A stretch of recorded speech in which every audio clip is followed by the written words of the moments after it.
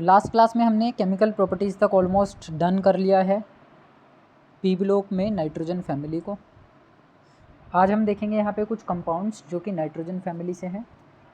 Nitrogen family में जो सबसे पहला कंपाउंड हम यहाँ कंसिडर कर रहे हैं दैट इज़ डाई नाइट्रोजन, और इसको एलिमेंटल फॉर्म में लिखा जाता है N2, जो कि कैसी है, एक गैसियस फेज़ में पाई जाने वाली चीज़ है।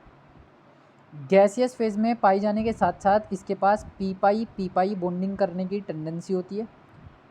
रीज़न बिहाइंड दिस क्या है कि इसके पास जो लोन पेयर होता है, लोन पेयर रिपल्जन बेसिकली बहुत ज़्यादा हो जाता है अगर ये किसी भी स्पीशी के साथ रिएक्शन में पार्टिसिपेशन करता है, जिसकी वजह से ये आसानी से कोई भी कंपाउंड फॉर्मेशन नहीं करता। और बाकी के जो दूसरे एलिमेंट्स हैं नाइट्रोजन को छोड़ करके, फॉस्फोरस, आर्सेनिक, एंटीमनी और बिस्मथ की जब हम बात करते हैं, इन सभी में वैकेंट डी ऑर्बिटल होते हैं जो कि नाइट्रोजन में नहीं पाए जाते, जिसकी वजह से ये सारे एलिमेंट डी पाई और पी पाई बॉन्डिंग कर सकते हैं, यानी कि पी पाई और डी पाई बॉन्डिंग की फॉर्मेशन या फिर डी पाई और डी पाई बॉन्डिंग की फॉर्मेशन ये कर सकते हैं। लेकिन नाइट्रोजन में डी पाई या फिर डी पाई पी पाई बॉन्डिंग करने की टेंडेंसी नहीं पाई जाती। तो आज जो हमें बात करनी है वो बात करनी है कि इसकी प्रिपरेशन क्या है, लेबोरेटरी में हम इसको कैसे प्रिपेयर करते हैं और साथ के साथ इसकी क्या केमिकल प्रॉपर्टीज़ हैं।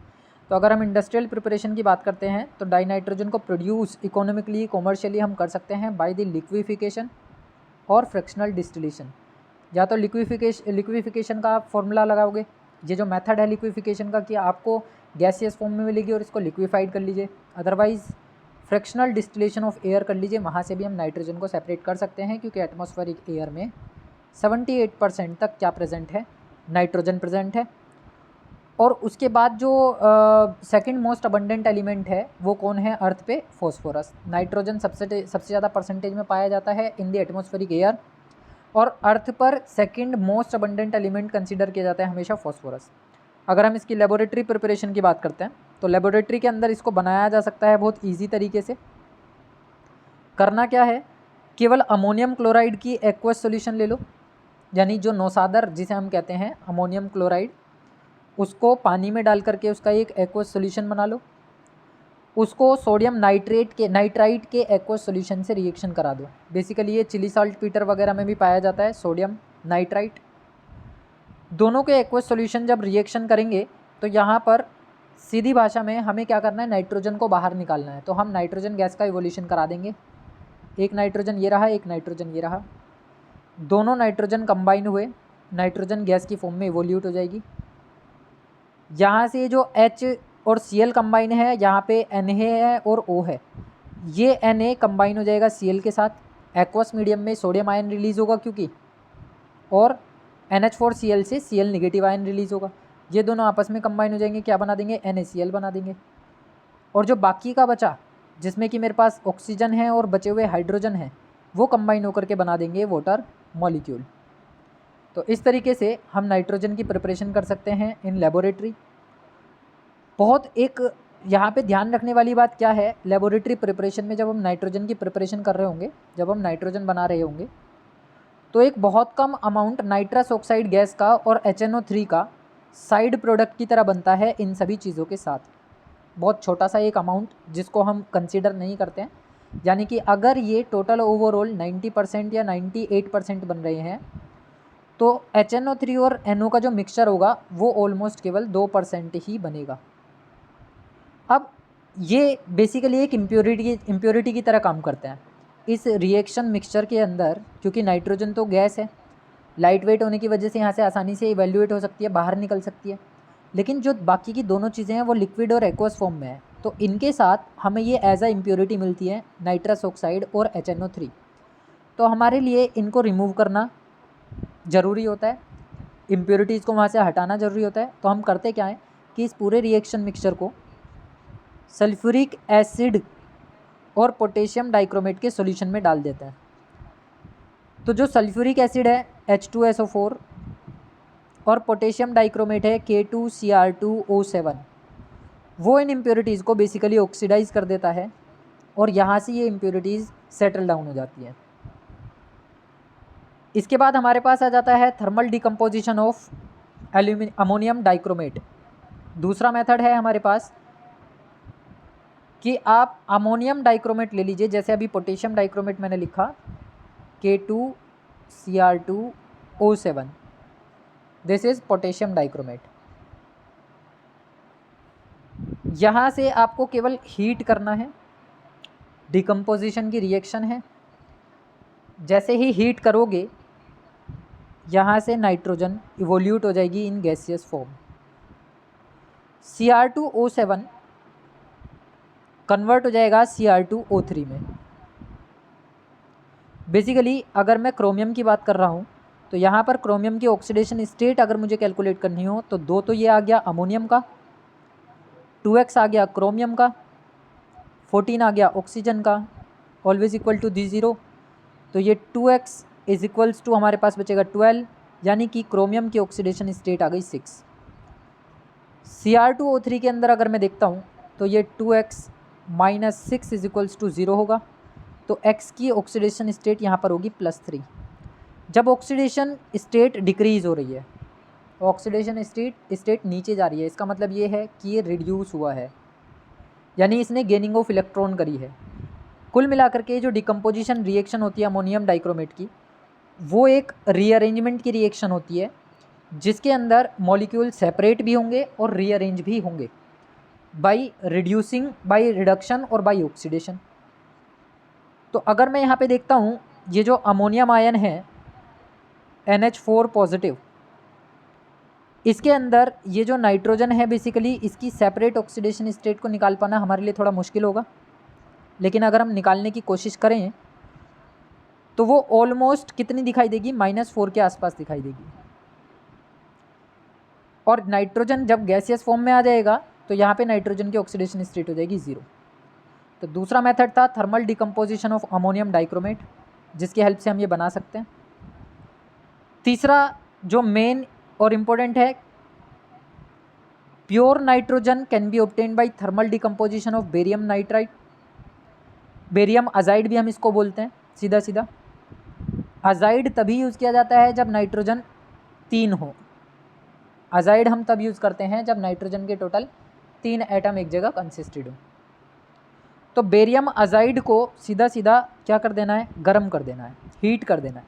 जैसे ही हीट करोगे नाइट्रोजन पूरा सेपरेट हो जाएगा by evolution, 3N2 gas, nitrogen gas यहाँ से बाहर हो जाएगी और जो बचेगा वो बेरियम होगा जो सेटल डाउन हो जाएगा। अब ये यहाँ पे सॉलिड फॉर्म भी हो सकती है और थोड़ी अमोर्फस सॉलिड फॉर्म भी हो सकती है। इस तरीके से हम लेबोरेटरी में नाइट्रोजन गैस का प्रिपरेशन कर सकते हैं। इसके बाद अगर हम प्रॉपर्टी की बात करें, प्रॉपर्टीज़ ऑफ नाइट्रोजन गैस को लेकर के,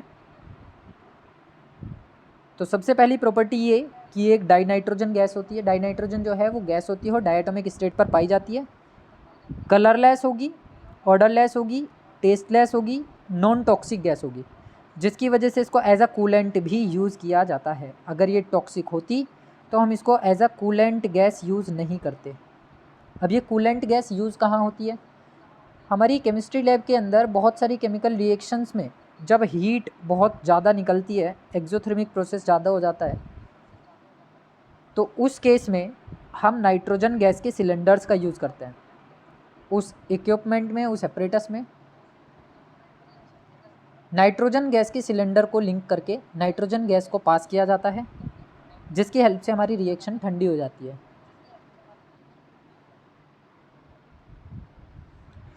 सेकेंडली अगर हम इसकी बात करें इसके आइसोटोप्स को लेकर के, तो जैसे हाइड्रोजन के 3 आइसोटोप्स होते हैं, 1H1, 1H2 and 1H3। Carbon के भी होते हैं, कार्बन 12, कार्बन 13 एंड कार्बन 14। उसी तरीके से नाइट्रोजन के भी अपने आइसोटोप्स पाए जाते हैं, नाइट्रोजन 14 एंड नाइट्रोजन 15। आइसोटोप्स वो स्पीशी होती हैं जिनके एटॉमिक नंबर सेम होते हैं लेकिन एटॉमिक मास डिफरेंट होता है। तीसरी प्रॉपर्टी ये है कि ये जो नाइट्रोजन है, डाइनाइट्रोजन जो गैस है बेसिकली, इसकी सोल्यूबिलिटी पानी में बहुत कम है।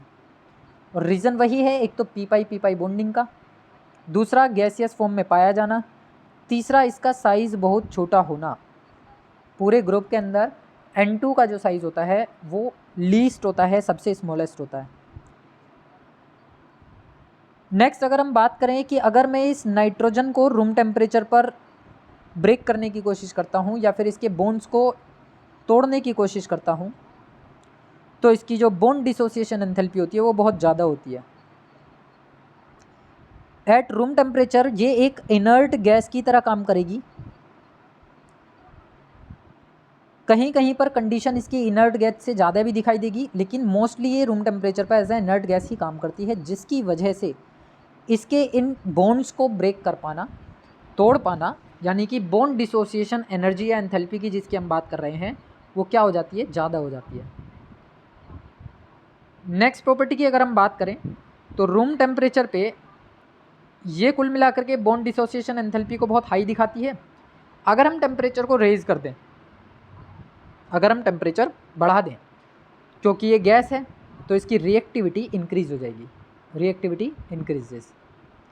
और जैसे जैसे टेम्परेचर हाइयर टेम्परेचर की तरफ जाएगा, नाइट्रोजन उतनी ही तेज़ी से रिएक्शन में पार्टिसिपेशन देगी, उसकी रिएक्टिविटी इतनी फास्ट होगी। और अगर उसके सामने कहीं मेटल्स आती हैं या फिर हम इसकी मेटल्स के साथ रिएक्शन कराते हैं, तो ये मेटल्स के साथ कंबाइन होकर के आयनिक नाइट्राइड्स या कोवलेंट नाइट्राइड्स आसानी से बना लेती है। तो नाइट्रोजन के अंदर ये प्रॉपर्टी है, डाइनाइट्रोजन गैस के अंदर ये प्रॉपर्टी है कि रूम टेम्परेचर पर ये as a non reactive gas की तरह बिहेव करती है, लेकिन अगर हम इसके टेम्परेचर को बढ़ाते हैं, हीट करते हैं, तो इसकी बॉन्ड डिसोसिएशन एंथैल्पी कम हो जाती है और उसको तोड़ना आसान हो जाता है, जिसकी वजह से रिएक्टिविटी इंक्रीज़ हो जाएगी। और रिएक्टिविटी इंक्रीज़ होने की वजह से अगर इसके सामने कहीं मेटल्स आती हैं या अगर हम इसकी रिएक्शन मेटल्स के साथ कराते हैं, तो ये आयनिक नाइट्राइड्स यानी कि मेटल नाइट्राइड्स बना लेती है इन आयनिक फॉर्म और कोवलेंट फॉर्म। नेक्स्ट प्रॉपर्टी की बात करें तो ये मेटल से रिएक्शन को रिप्रेजेंट करती हैं, कि जैसे मैंने एक लिथियम मेटल के साथ रिएक्शन कराई है नाइट्रोजन की, तो ये कंपाउंड हमारे पास बन गया है लिथियम नाइट्राइड। ये लिथियम नाइट्राइड बेसिकली कैसे बना, लिथियम पर एक पॉजिटिव चार्ज होता है, नाइट्रोजन पर -3 चार्ज होता है। अब यहाँ पे nitrogen as a -3 oxidation state में काम करेगा और लिथियम पॉजिटिव स्टेट पे काम करेगा, क्योंकि lithium is more electropositive as compared to the nitrogen, और यहाँ nitrogen is more electronegative as compared to the lithium. तो कुल मिलाकर के ये कंपाउंड कैसा हो गया, आयोनिक कंपाउंड हो गया। तो यहाँ पे फॉर्मेशन ये दे रहा है किसकी, आयनिक कंपाउंड की। ये 3 नीचे जाएगा, ये 1 नीचे जाएगा, तो रिएक्शन को बैलेंसिंग के लिए हमने मल्टीप्लाई की यहाँ पे 6 से और यहाँ मल्टीप्लाई करी 2 से।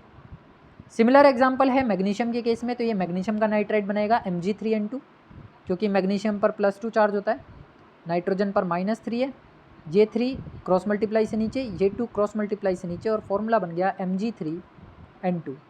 ये भी एक आयनिक कंपाउंड होगा, क्योंकि मैग्नीशियम की इलेक्ट्रोपॉजिटिव ज़्यादा है और नाइट्रोजन का इलेक्ट्रोनेगेटिविटी ज़्यादा है। नेक्स्ट प्रोसेस हमारे पास आ गया हैबर्स प्रोसेस, जो कि एक कोवलेंट कंपाउंड है।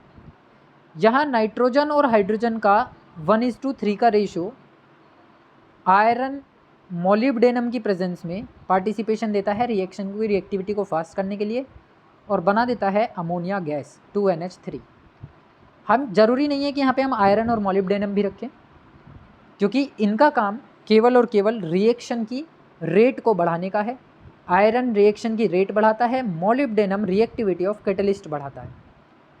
तो इस तरीके से हमें यहाँ पे कुछ प्रॉपर्टीज़ मिल जाती हैं नाइट्रोजन की जब वो मेटल्स के साथ रिएक्शन करती है।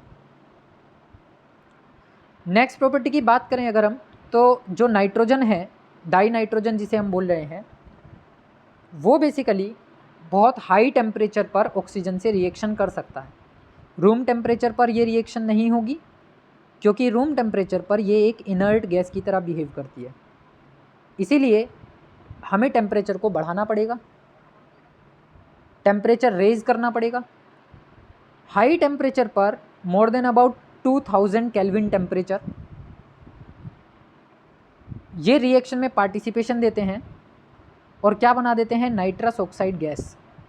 डाई नाइट्रोजन को ऑक्सीजन के साथ 2000 केल्विन टेम्परेचर पर रिएक्शन करा दी जाए तो वो बना देती है नाइट्रस ऑक्साइड गैस।